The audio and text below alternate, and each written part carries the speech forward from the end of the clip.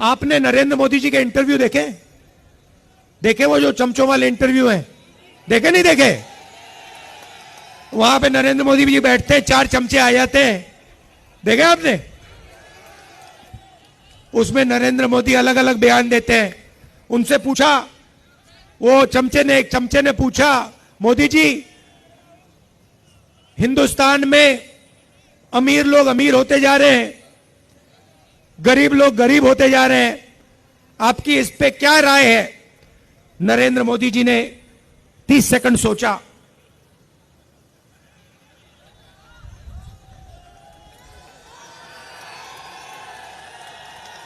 फिर कहते हैं, क्या मैं सबको गरीब कर दूं?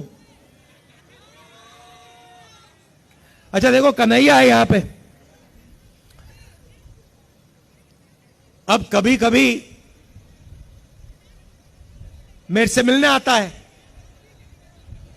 बातचीत होती है, कभी कभी इंटरनेशनल रिलेशंस पे बात हो जाती है, कभी गरीबी पे बात हो जाती है। कन्हैया में अलग अलग लेवल की समझ है। यमुना पार की समझ है, किसानों की समझ है, और इंटरनेशनल लेवल की भी समझ है। मगर अगर एक दिन कन्हैया मुझसे मिलने आए और मुझे कॉन्फिडेंस में लेके, सुनो, और मुझे कॉन्फिडेंस में लेके बंद कमरे में कह दे कि राहुल जी,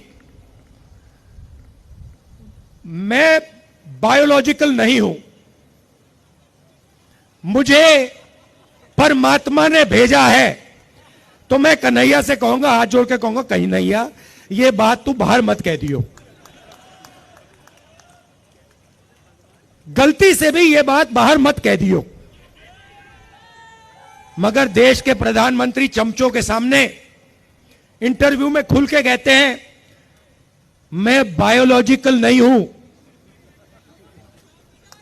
मैं बायोलॉजिकल नहीं हूं।